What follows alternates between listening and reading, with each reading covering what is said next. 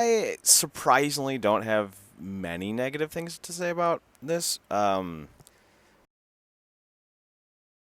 Honestly, this was Konami and I forget who did the cartoon, but it was like a joint combination of a couple different enterprises to try to make this the next big thing. Mm. They're gonna have toys because that's what this base is based off of is the toy line. They're gonna have toys. They're gonna have cartoons. They're gonna have video games. Video games. They're gonna have all kinds of things, Do they but have a comic book too? possibly. But ultimately, it ended up not being able to catch on. This was during the mini craze of the late '80s, early '90s. Like yeah, what was those little tiny cars called? Like Matchbox cars, they would No, no, title? no, no, no, no. They're like legit tiny. But there was Micro Machines? there it is. Micro Machines. They had a bunch of like army guys were still popular around this time, so this was their attempt to kind of get in on that market. Plus, there's a different kind of Micro Machines. I forget what it was.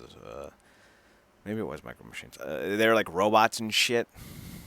I forget what they were. Oh man. But same kind of idea. They were tiny, and Mm. this was just another one of the umpteenth copycat attempts at the time. So I'm not surprised Mm. it failed because it came in super late.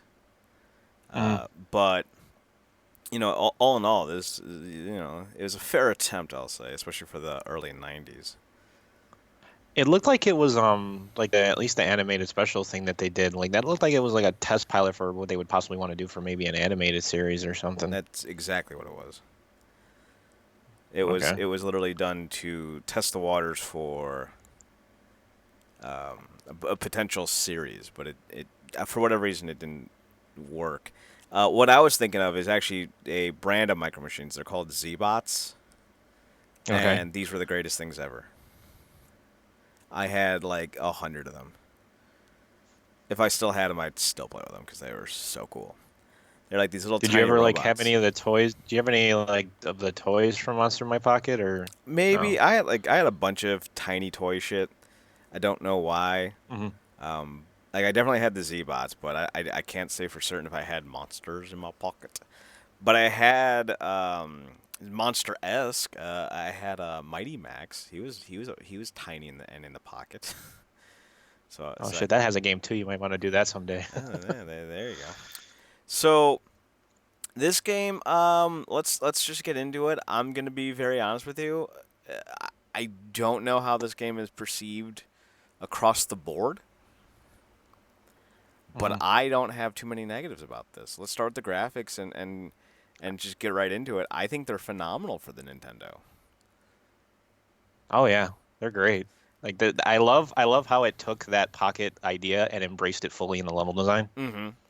It would have I thought that was been absolutely awesome. it would have been a better idea to do with a future generation console because you could do more with 3D or 2.5D, 3D kind of exploration and doing more than just side scrolling. But they really did do a great job Hmm. setting up this idea that you're in someone's home. The story is really just ridiculous. You're tiny little monster things that are watching television, and then like some, fucking harebrained, bad haircut villain shows up. And you're like, ma ha ha, and we're off into the insanity. But You already definitely, know it's insane when the TV's branded Konami. right.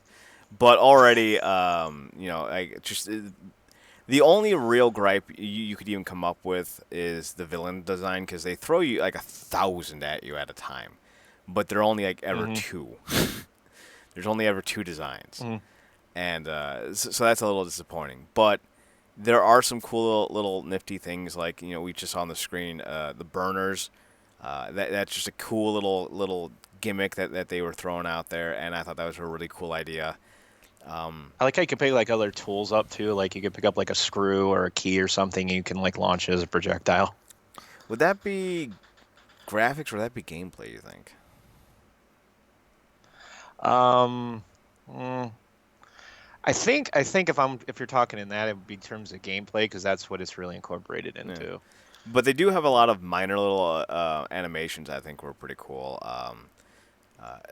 Like if you look at the bottom of the screen, you can see Frank's little picture right here, and Mm. that's pretty damn cool. Just the level of detail that went into that for something so out there. Plus, on these end of the level screens, you can see him blink, which it doesn't seem like a big thing today. You have Arthur Morgan Mm. coughing up blood on the nuns at a train station in fully realized animation. Okay, cool, but this is Mm. 1992. Like, at this time, we still thought oblong skateboards were the raddest thing ever. It's fat and long. What? So, like, we had different standards. So I'm definitely gonna give the graphics Mm. a resounding 4 because not all time great because I feel like they could have been a little bit different with the with the creature design, but like it's fucking solid. Like it's really good. Yeah, it definitely wins. Like it gets points, almost all of the points in this category for its creativity and levels alone. Like Hmm. that to me is that's where it wins and shines. Like the enemy design, yeah, it's a little generic, little stock. It's basically like the same two enemies, just different colors. Hmm. So I'm like on that, but I do like some of the background, like the perspective thing. Like I said, the perspective thing is really getting to me. That's why I kept on playing because I loved all the different scenarios they put you in, like going up like a tower or something like that, and you're going up slants on the hill and climbing up chairs, and the burner thing I thought was cool too. And I think there was even a boss fight in a fridge or something like that, which is funny. Yeah, in the Um, freezer. That was the hardest one that I had, truthfully. yeah, but overall for a score, I think it's great. I mean, honestly, I think I would give it a solid 4. I really Okay. do. For the musical arrangement and sound effects, I definitely liked a lot of the music that I heard. None of it's ever Mm. going to be like, it's so hard to get a 5 in my book because a 5 for me is perfection, like literally perfection.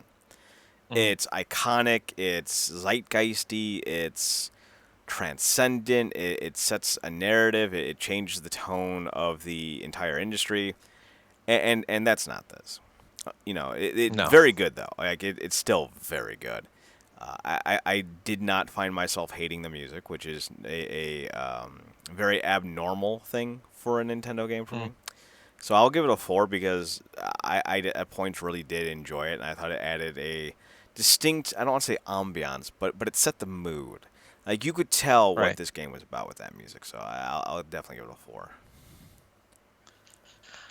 I say it's solid. I say it's solid too, to be honest with you. Like you said though, it's not.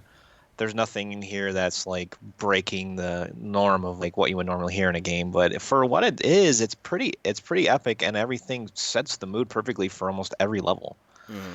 And whenever it kicked on, man, I was always into it. Like I was always into it always fit the tone perfectly. So I definitely gonna go with a 4. It's easily 4. For gameplay, I have not played as the vampire.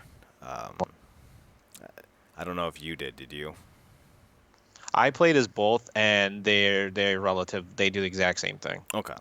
So what I'll say about this, you really don't have too many opportunities when you do a platforming side scroller on the Nintendo to really impress. Mm. It's mostly just timing. That's Mm. essentially everything that you're doing is just like timing, and even then, it's not completely necessary because most of these bosses you can just beat rush. Just hit them over and over and over and over, and you'll take their health before they take yours. It's not overly complicated. The buttons Mm. work. Nothing about this felt janky. You weren't coming up short on every jump, but I can't really sit here and say that there's too much in the way of game dynamics. I wasn't sitting here thinking, oh, this revolutionized the industry. But again, I don't know what the overwhelming narrative about this game is, but I thought it played functionally. It wasn't broken. Mm. It did have some cool little minor things like picking up weapons and shit like that. But I would say that it lacks a little bit on the what's the word strategy side. That's the word I'm looking for. Mm. Like it's not like a Mega Man game. It's not like Zelda. Like No. you can just punch your way through it. So I'm going to give it a 3 on the gameplay. Yeah, it's for all things considered, like this is a very rudimentary, straightforward game. There's not a lot of variety in what you're doing, so to speak. Mm-hmm.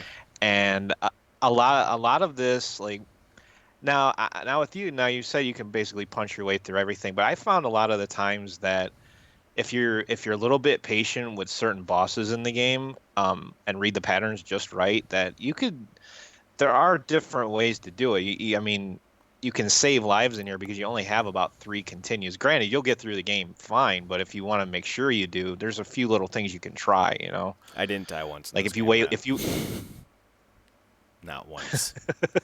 well, I suck, so I did. And like It's with just the terrible. regular villains, like a lot of them will just leave the screen, so you can just avoid them. But with the boss, like you can just spam them. Mm. And while there The might be one of techniques to beat them, they're not needed, and that's kind of the point that I made. But the go on. the most interesting thing I've I noticed about the gameplay in here is that I don't know if there was any other games on the NES that did this up to this point, but you get a double jump in this game, Mm-hmm. which I found to be which I found to be interesting. Like most games at that time, you would just do a flat jump and you just sink like a fucking sack of concrete. You know what I mean? Just straight to the ground. I think you could But double this jump one, you could. in Castlevania 3. I think one of the characters you could double Okay. jump. I think. Don't quote me. Okay. Okay. Because this is just like this is just the first that I'm seeing it like as far as NES games that I've played. That's the only reason why I say it. But it does add to that though what you were talking about. Like you could even double jump over enemies if you really wanted to and Mm-hmm. completely leave the screen and it'd be fine. It'd be totally fine. Um, So I found that to be extremely helpful in some parts of the gameplay, which made it even more solid. But a lot of it is simple, so there's nothing revolutionary special. It's kind of middle ground. So three for me too. I think I'm gonna go three. You can beat this game in a half an hour, maybe 45 minutes tops if you don't suck. Matt. Okay, I suck. So, fun factor. I pretty much love all the aesthetics, you know. I could be really Mhm. nitpicky and be like, well, I wish you could have more monsters. I wish the monsters had a bit more variety. I wish there was more things you could do with certain types of monsters, like, you know, a little bit more variety within the move sets. Have Frankenstein maybe Mm. jump and hit harder and end enemies in like one hit, but also have less health or more health and make him more of a like the easy creature. You know what I mean? Like, instead of Mm. having normal, easy, and hard modes, you have like normal, easy, and hard monsters, and just make Frankenstein the easy one. I think that would have been a good way of going about things. Um, Or maybe just have like one of them, even one of them, like change the gameplay style a little bit. Have one do like the brute attacks and one maybe shoot a projectile or something like like that. just something to differ them up. So that I'm going to take some Mm. off because you were able to do that on Castlevania 3, which I think came out 2 years prior to this, maybe a year prior. So like you could Mm. have done it, and it was made by the same company. So there's really no Right. fucking argument why you couldn't have. That being said, Mm. though, it does have a nice vibe to it. It blends in kind of because like in the early '90s, people aren't going to believe this, but it's very true. Goth was a very popular kind of aesthetic, thanks in part Mm. to like Beetlejuice and the Batman flicks, like because of the fact what's his name, the director. Yeah, because Tim Tim Burton. Tim Burton came around a couple years prior to this. So a lot of people were really into goth music. You had, you know, The Cure came out in the late '80s. So, you know, there's a lot of monster memorabilia. This is when the Universal monster started to become associated with Halloween.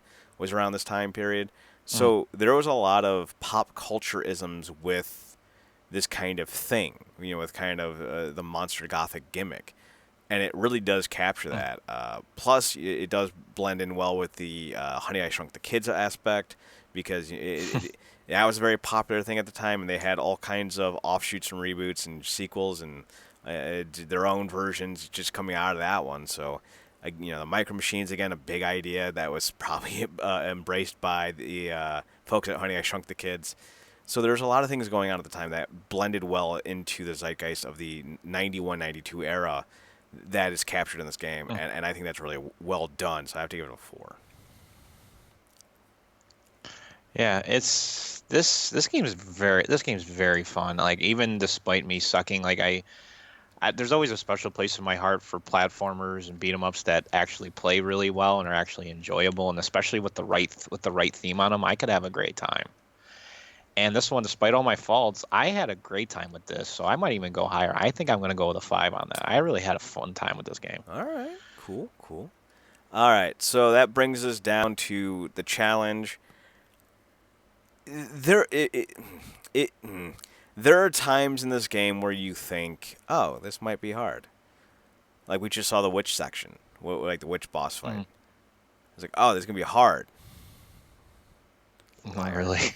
liar, said the liar. So, wait, what was you can't said the liar, Sean? I forget what he said I after that. forgot. It was you can't. I think he just kept saying "said the liar" to everything he said. No, it was like said the liar and dibs or something like that. Yeah, he tried to Oh, combine that's two right. things. As Gus is like, you can't combine those two things, Sean. They mean completely opposite. Said the liar. Damn it, Sean. Well, that's like in season like 6 or 5 or 6 or something like that. I I remember think that. so. That's when I think that's when Juliet was going all over the Declan dude or something. His name. I Oh think his name yeah, was. everyone likes Declan. Everyone Yeah. likes Declan. So there are some really easy bits about this game. There are also some really hard ones. Mm-hmm. Like this is the last level I play that's on screen right now with the flying gargoyle things, and it was a bit of a challenge, but they give you plenty of health, so I never really found it to be that difficult. Mm-hmm. So I really can't give it much more than a 3 because I do feel like the challenge was a bit off at times. It wasn't so off that it was broken, and it wasn't so off that I didn't enjoy it. But it was off Mm-hmm. enough to make me think that, if you play this game twice through, you could Mm-hmm. probably play it in a way that will either minimize all of your damage or not take any at all. I don't feel like it's All right, even because necessarily a hard game. you're gonna notice the same pattern Right. like instantaneously the first time you play it through. So yeah, by your second playthrough, you should like breeze through it. And not a lot of the enemies have protected kind of attacks. Like in some games, you can't hit certain enemies when they do something. That's Mm. not the case here, so there's not a lot of difficulty there. But I did think overall it was fine. It's not going to be a game that I think Mm. gameplay-wise will go down as the greatest of all time, but it works. So 3. Yeah, I mean it's the challenge. The challenge I would say it's fairly balanced for me. There were some cheap moments that I have, but again, that's just due to my shitty skill level more or less. It's not because of any part of the game being broken at all, to be honest. So I can't go lower than a 3, Okay. honestly. Fair enough. Dingleberry. Dingleberry? That's not right. I added that wrong. That's supposed to just be a 3, not an 8. Why did I put an 8 in there? So overall score is an 18.5. I think that's right. Hang on. 8, and then that's 11. That's 4.5. That's 17.5. Hang on. 4 and 4 and 4.5 and 3 and 3. No, 18.5. I can count. So 18.5, which is boiled down to a no. What are you doing? Stop. There we go. No. Click. There we go. 72%. Wasn't clicking for me. Our game of October, game of the month here. You're right. Is that our highest game of the month? Yes, it is. Huh. Yep, second to Splatterhouse. Well, there you But go. it beat it by a wide margin though, by like almost 5 points. So Yeah, Splatterhouse got like a D, like a 60. yeah, 14 out of 25. Oh, okay, it got a 50%.